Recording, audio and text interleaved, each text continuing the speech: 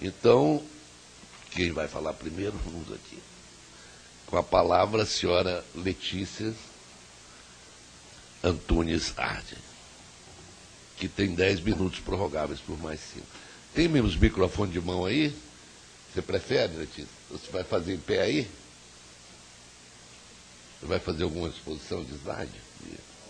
Vai.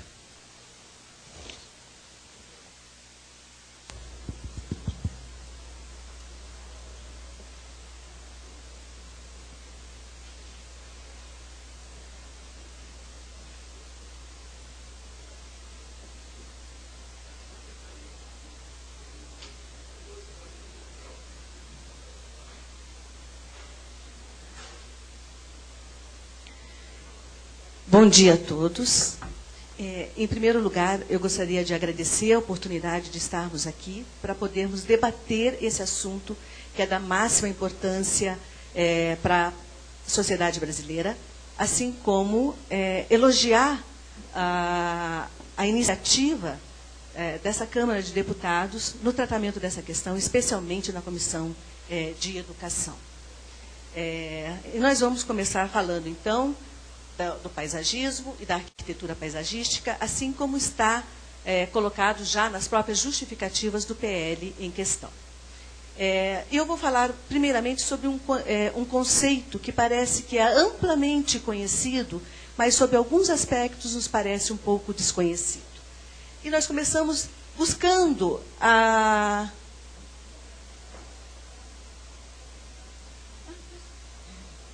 Eu sou baixinha. Então, a questão da formação desta palavra, o que quer dizer paisagismo? E, voltamos novamente à questão da arquitetura paisagística, já que foi utilizada como um sinônimo no próprio PL. Né? Muito bem colocado, inclusive. Significa a intervenção sobre um objeto que se chama paisagem. E a paisagem, nas suas diversas origens linguísticas, está relacionado com um prefixo pais, land, que significa território, que significa espaço. E o nosso grande geógrafo, Milton Santos, ele sempre falou que, em todas as suas obras, a paisagem é a visualização do espaço.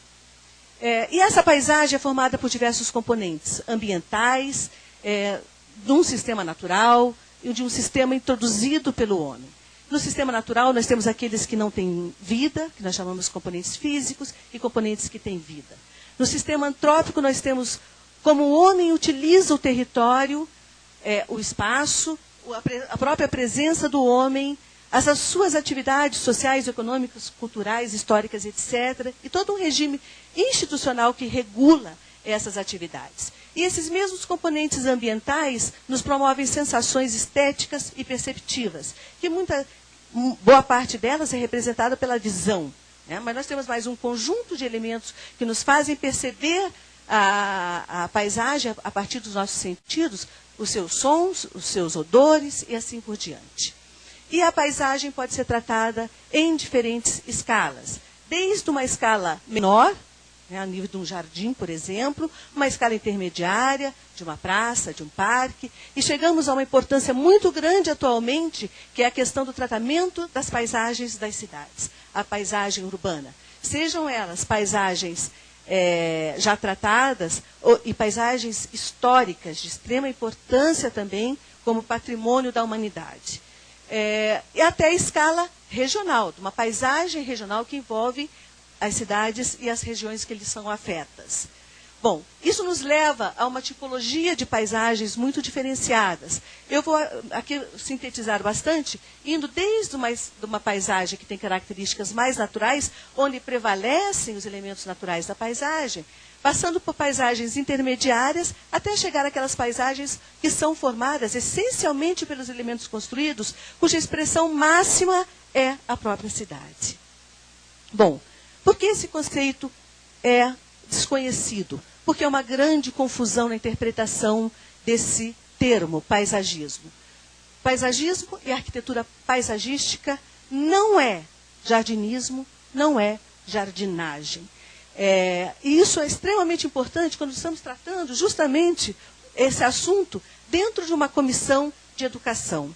Nós não podemos deixar que conceitos equivocados dispersem a compreensão da população brasileira. Bom, para isso, nós vemos com todos esses componentes dentro da paisagem, nós temos que ter uma formação técnica multidisciplinar. E voltamos então, que é uma intervenção sobre a paisagem que exige um planejamento e um projeto antecipado. E o profissional responsável pelo planejamento e projeto dos espaços é o arquiteto e urbanista. Desde do planejamento e projeto dos espaços construídos, né? Quando a gente fala em arquitetura de edificações, quando está projetando uma arquitetura, ele está fazendo uma intervenção clara sobre a paisagem, até na arquitetura de interiores, é uma paisagem interior. A arquitetura paisagística propriamente dita, que trata os espaços abertos, seja com vegetação, seja como marcos da arquitetura paisagística mundial, sem nenhum tipo de vegetação, como a Praça de São Marcos, São Pedro, a Praça de São Marcos também, e a questão do conjunto de elementos construídos e abertos que formam a cidade, a paisagem urbana, a partir do urbanismo e do planejamento urbano e regional. E o arquiteto urbanista, ele trabalha, tem uma formação generalista, e ele trabalha esse conjunto de espaços, e nós defendemos essa formação de um tratamento integrado dos espaços, senão nos depararemos com profissionais não compreendendo o conjunto desses espaços que formam a cidade como um todo e as regiões. E nos nossos projetos, normalmente, nós nos apoiamos no conhecimento de especialistas a partir dos projetos complementares e consultorias específicas, tanto na área de arquitetura de edificações, urbanismo e planejamento urbano e regional, assim como na própria área de arquitetura paisagística. Ou seja, estamos aqui dizendo que nós não estamos, sob hipótese alguma, desvalorizando outras profissões. Muito antes, pelo contrário, nós as valorizamos muito e nós necessitamos dela para trabalharmos juntos, né? Cada um na sua área de competência efetivamente. Bom, nós temos uma formação integral designada pelo MEC através das diretrizes curriculares nacionais do curso de graduação em arquitetura e urbanismo, que prevê essa formação de profissionais generalistas que tem a atribuição de concepção, organização e construção do espaço interior e exterior, envolvendo várias áreas, inclusive o paisagismo, patrimônio construído, ambiente natural e recursos em suas diversas ordens. Temos alguns conhecimentos de fundamentação, que envolvem estudos sociais, econômicos e ambientais, entre outros, e um núcleo de conhecimentos profissionais que diz claramente teoria e história da arquitetura, urbanismo e do paisagismo, assim como o projeto também, e várias outras áreas específicas. Ou seja, nós defendemos há muito tempo no Brasil uma formação plena desse profissional.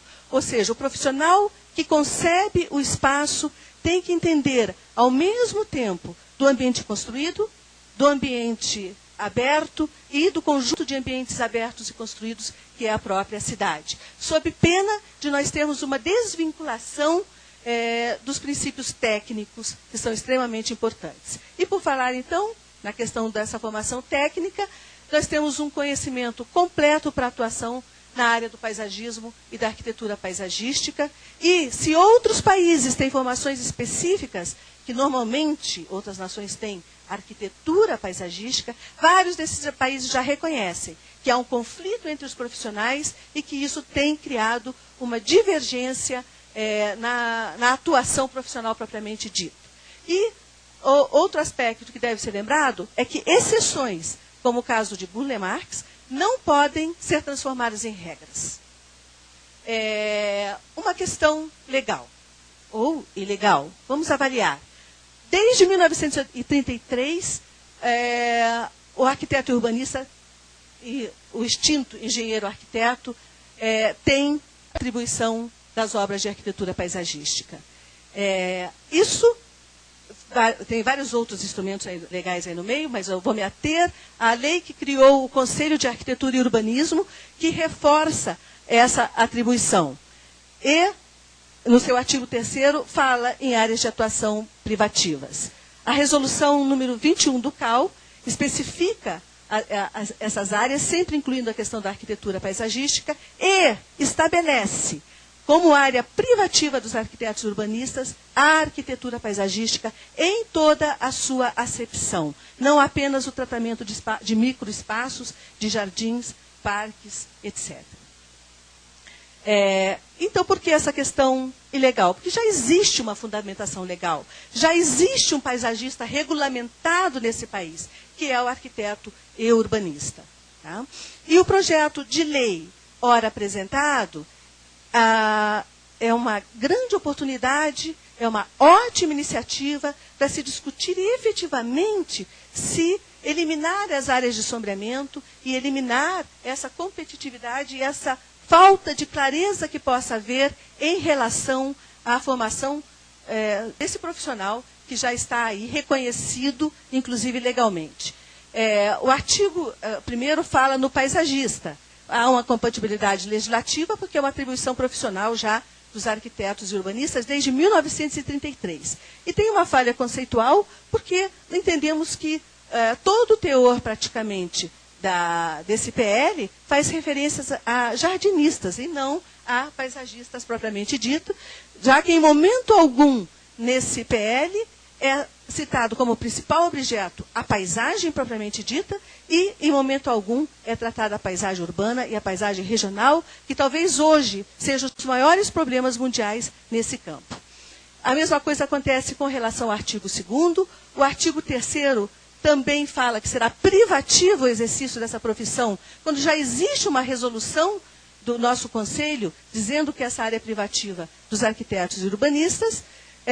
Continuando aí nessa questão, voltamos a ver que existem várias questões que devem ser discutidas e um problema técnico, ético e social. A formação insuficiente de outras profissões que não trabalham com a questão do projeto, não trabalham com a questão da cidade, não trabalham com a questão da região, né, para poderem fazer o projeto e planejamento efetivamente da paisagem, especialmente de paisagens urbanas, históricas e regionais, e dentre várias outras. Tá? Voltamos aí novamente ao problema técnico, com relação à formação dos profissionais para planejar e conceber projetos. E notem, de áreas verdes. Aqui, novamente, falamos de jardins. E aqui falamos de parques, jardins e áreas verdes. Ou seja, não há uma concepção dentro desse projeto de lei do entendimento da paisagem como um todo, como visualização do espaço, que é um conceito indubitável do que seja o objeto do paisagismo. Tá? Eu não vou me ater mais aos demais artigos, frente às argumentações que eu acabei de falar. Certo? Bom, um posicionamento ético e social que deve ser justo. Nós buscamos sempre a qualidade de vida. E a arquitetura paisagística, ela se baseia, como toda a formação do arquiteto, em um princípio que vem desde Vitrúvio, né, que nós se chamam os princípios tríade vitruviana, firmitas, que é estabilidade, resistência e segurança. Que nós temos no nosso curso as formações, as disciplinas necessárias para trabalhar com resistência de materiais, segurança, etc., inclusive engenharia de segurança. Utilitas, comodidade, função e acessibilidade. E venustas, beleza, bem-estar e percepção, que nos nossos cursos também são essencialmente trabalhados. E por que esse posicionamento deve ser ético e social de forma justa? Para promover essa justiça de que a habilitação profissional seja adequada e completa, para prevenir riscos, acidentes e danos à população por formações que não estejam totalmente habilitadas para atuar na paisagem como um todo. E concluindo, eu coloco então, por que não deve ser aprovado esse projeto de lei? Porque ele é conceitualmente equivocado. Apesar da louvável iniciativa, ela começa com uma falha conceitual, né? O engenheiro é diferente do pedreiro, o médico é diferente do enfermeiro, o agrônomo é diferente do agricultor, o arquiteto paisagista é diferente do jardinista e do jardineiro. Embora todos tenham que trabalhar juntos, nenhuma dessas profissões consegue trabalhar independentemente um do outro. E eu acho que numa comissão de educação, essa questão conceitual é absolutamente fundamental. É tecnicamente impreciso, por tudo que eu apresentei, porque exige uma formação profissional completa para atuar na questão da paisagem. Porque é legalmente questionável, porque além de nós já termos uma regulamentação profissional estabelecida em nível legislativo, tá? Se esse projeto de lei for aprovado, os sombramentos que hoje já eventualmente existentes ficarão muito mais complexos e realmente confundirão toda a sociedade brasileira, né? Porque não se saberá mais o que é esse profissional. E porque ele é ética e socialmente injusto. Porque se nós não tivermos profissionais que tenham uma formação ampla na área de paisagem, nós poderemos estar provocando sérios riscos aos cidadãos brasileiros. E porque ele também é politicamente imprudente. E nesse sentido, nós sabemos que os nossos representantes desta casa estão preocupados com a sociedade nacional e que zelarão pelo destino de cada cidadão. Finalizando a minha apresentação, eu quero ler aqui a carta da presidente da Federação Internacional de Arquitetos Paisagistas, datadas do ano passado. No último parágrafo, essa carta está inclusive à disposição para quem quiser. Ela diz, a presidente Desirê Martinez diz o seguinte: portanto, expressamos nossa preocupação com a lei número PL 2043 de 2011, que não considera a situação atual, desconsidera arquitetos e desqualifica o papel dos profissionais brasileiros que devem projetar espaços com técnicas e habilidades obtidas por meio de formação adequada. Muito obrigada a todos pela atenção.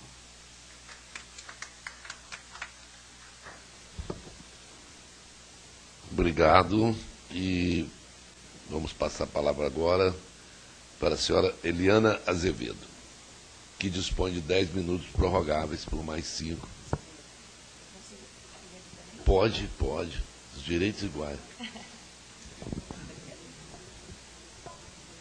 Parabéns.